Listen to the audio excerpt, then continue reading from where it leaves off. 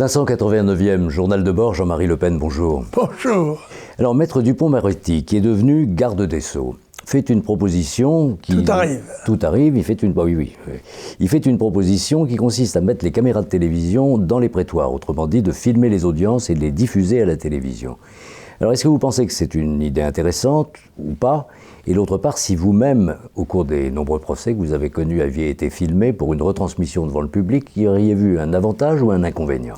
Écoutez, c'est une question qui mérite d'être approfondie et discutée, parce qu'il y a des avantages et des inconvénients. Des avantages, moi personnellement, j'y vois celui d'identifier des magistrats qui se réfugient généralement derrière un anonymat protecteur, et qui leur permet absolument de se déterminer comme ils le souhaitent. On voit d'ailleurs se révéler de hauts magistrats, de très hauts magistrats, comme par hasard tous les deux du syndicat de la magistrature, qui, je le répète, est un syndicat anarchiste, qui défie la loi et qui est chargé de la faire respecter, ce qui est quand même assez paradoxal, il faut être honnête. Alors, moi je ne vois pas d'inconvénient. Je pense que ça peut en avoir un pour les témoins, dans des procès criminels en particulier, ou d'autres. Je ne sais pas, la question mérite d'être étudiée et approfondie. Mais dans votre cas, à vous, finalement, ça aurait été plutôt intéressant. Personnellement, c'est un élément d'information remarquable pour le plaideur que j'ai été pendant longtemps. Et que vous serez peut-être encore. Ce que Dieu veut. Alors, la semaine dernière, un nouvel attentat a été commis dans les rues de Paris, qui n'a pas eu de conséquences trop graves, de blessés sérieux, mais enfin tout de même, ça n'a pas l'ampleur d'autres attentats que nous avons connus dans la capitale. Et à cette occasion, on s'aperçoit que le terroriste correspond à cette définition du mineur isolé ou non accompagné. Il semble qu'il ait triché à la fois sur son identité, sur son âge, mais on a considéré qu'il n'avait pas 18 ans, alors qu'aujourd'hui il en a 25 et qu'il est entré en France il y a 3 ans. Ça pose le problème de ces mineurs isolés qui sont très nombreux maintenant en France. On parle de 40 à 50 000 enfants ou jeunes gens qui correspondent à cette définition et qui pèsent lourd sur le budget des départements. Qu'est-ce que vous pensez de cette situation? C'est une situation extravagante. Si on veut bien considérer que la plupart des gens qui arrivent, des migrants illégaux qui arrivent sur nos territoires, ils arrivent dans des bateaux très confortables, quitte à appeler au secours symboliquement, de façon à être récupérés par des bateaux spécialisés dans l'importation des immigrants. Mais je pose une question, moi d'abord, ce jeune garçon, à supposer qu'il soit, puisqu'il y avait son frère aussi, à supposer qu'il soit un mineur, qui a payé sa place? Généralement, les places sur ces bateaux, c'est entre 5 et 10 000 euros. Parce que c'est quand quelqu'un a payé. Et puis envoyer mettre un adolescent dans un bateau, traverser la Méditerranée, ça n'est pas très sportif. Eh bien, on le prend en charge en France. Mais c'est là où se trouve l'erreur. Il n'y a qu'à pas prendre en charge les mineurs étrangers illégaux, c'est clair, voilà, simplement. Mais est-ce qu'on aura le courage de le faire? Ça, j'en suis moins sûr. Alors, il semble que ce terroriste venait du Pakistan, que sa famille se trouve au Pakistan. Comment on raccompagne quelqu'un comme ça dans son pays d'origine? Comment on fait concrètement? Ça n'est pas simple. C'est vrai, on ne peut le faire qu'avec des accords internationaux avec les pays dont ils sont originaires, car beaucoup d'entre eux refusent de reprendre des gens que très souvent ils considèrent, à juste titre, comme des canailles qui fuient la justice de leur pays et qui se prétendent persécutés, quand ils se prétendent persécutés. On pourrait imaginer une solution militaire, je veux dire par là, une ligne, une flotte aérienne dédiée exclusivement à cela, sous l'autorité de l'armée par exemple, puisqu'on n'imagine pas qu'ils puissent prendre des avions civils en étant menottés, etc. Il y aurait un refus probablement des personnels des compagnies classiques. Oui, moi je vois un gros inconvénient à ça, c'est que ces avions sont obligés d'atterrir sur des aérodromes. Et là, ils peuvent être attendus par des foules de manifestants qui les agressent et même les détruisent. Cela s'est produit déjà dans un certain nombre de cas, de commandos envahissant les avions qui étaient sur le terrain. Donc là aussi, il faut les empêcher d'entrer et les laisser, en quelque sorte, à leur sort, au sort qui a été choisi par leurs parents ou par eux-mêmes. Chacun assume sa responsabilité. Le gouvernement français assume celle de défendre l'intérêt des Français d'abord. Ça veut dire immigration zéro. Immigration zéro. Voilà, en l'état actuel des choses, toutes les législations d'ouverture doivent être au minimum suspendues, voire révisées, que ce soit le droit d'asile, que ce soit le regroupement familial et un certain nombre d'autres législations de ce genre. Dans la situation où nous sommes en état de guerre démographique. Et par conséquent, les invasions de migrants sont des opérations quasi-militaires, en fait, en civil, si j'ose dire. Ce qui les rend apparemment, pour l'instant, invulnérables parce qu'elles nous prennent à contre-pied de nos manières de raisonner et de légiférer.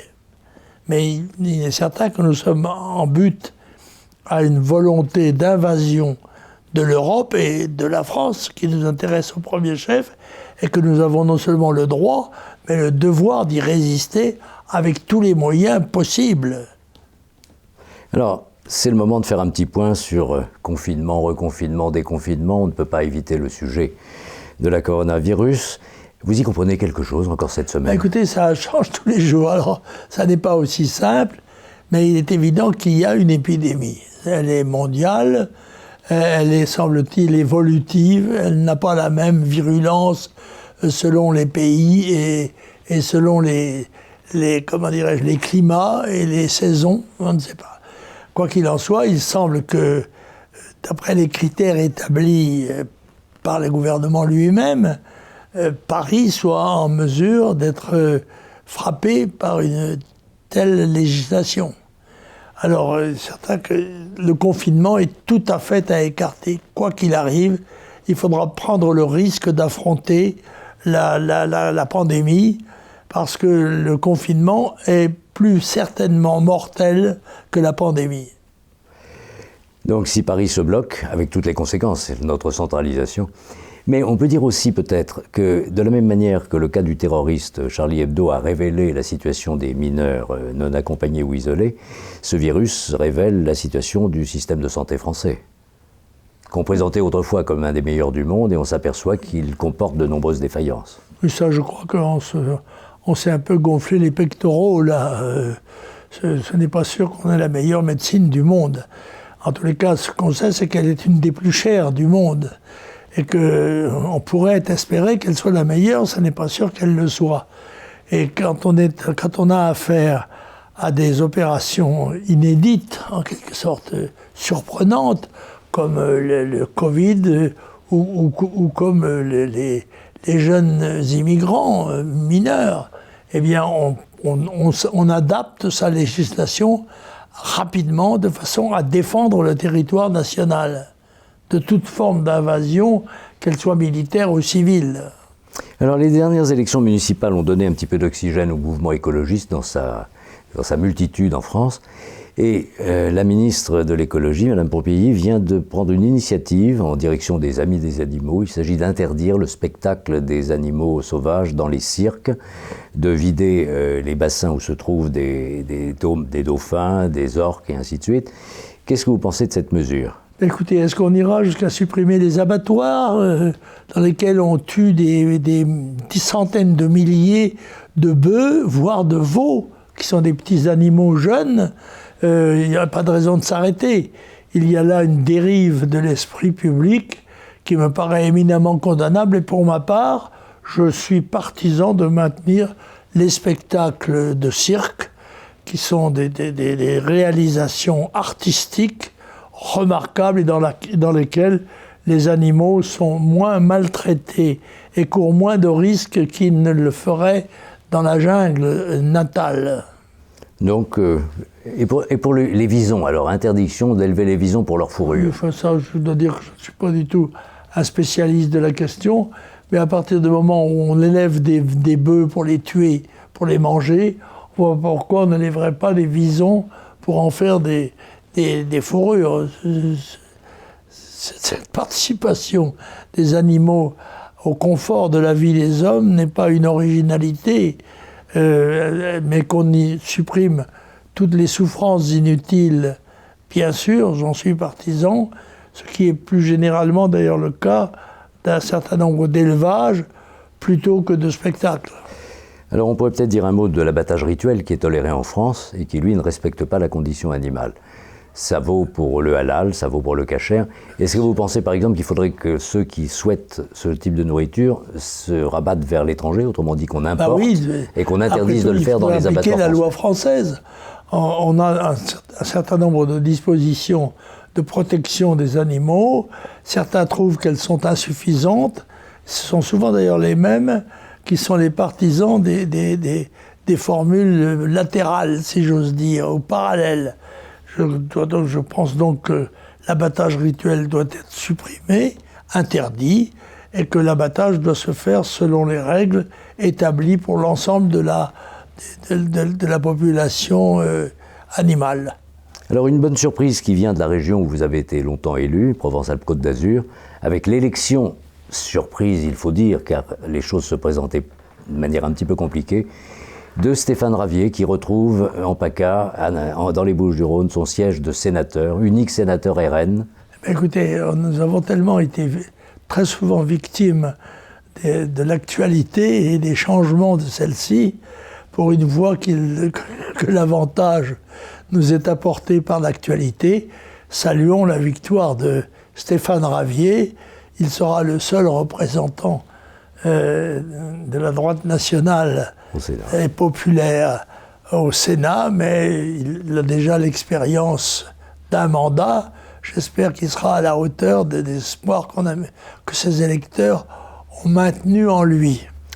Alors, le 29 août dernier, les lecteurs du journal officiel de la République française ont appris la création de l'Institut Jean-Marie Le Pen.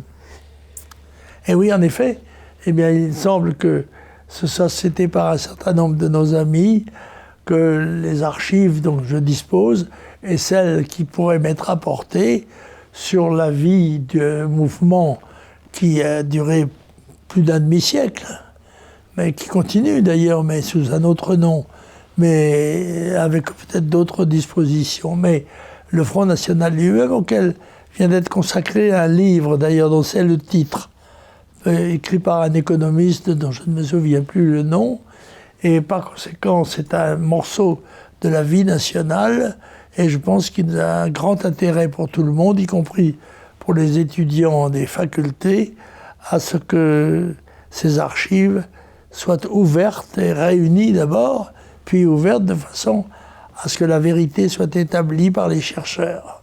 Alors on va aux sources de vos mémoires, en quelque sorte. Vos mémoires sont sorties, maintenant oui. On va voir les sources. Mes mémoires qui n'ont pas eu la chance de l'actualité, parce qu'elles sont tombées au moment, le deuxième tome en tout cas, au moment de la mort de Jacques Chirac, puis de l'attentat de la préfecture de police, etc. Tous événements qui ont absolument masqué mon deuxième tome. Je précise que je n'ai jamais été invité à aucune émission littéraire pour éventuellement gloser sur mes ouvrages. Ce qui va justifier peut-être encore plus l'Institut. Alors je voudrais dire un mot là-dessus, un moyen de nous joindre. Tous ceux que cela intéresse et qui souhaitent entrer en contact avec l'Institut Jean-Marie Le Pen peuvent le faire d'abord par une adresse email, institutjeanmarielepen@gmail.com. Une boîte mail unique de manière à ce que tous ceux qui souhaitent se manifester et apporter leur concours à ce travail, on va pouvoir peut-être même solliciter tous ceux qui, dans le pays, ont participé à la grande aventure Front National, conservent des souvenirs, conservent des archives eux-mêmes. Ça commence, d'ailleurs on a reçu pas mal de choses déjà aujourd'hui à Montretout. Voilà, et donc ce lien, il existe, Institut Jean-Marie Le Pen, @gmail.com.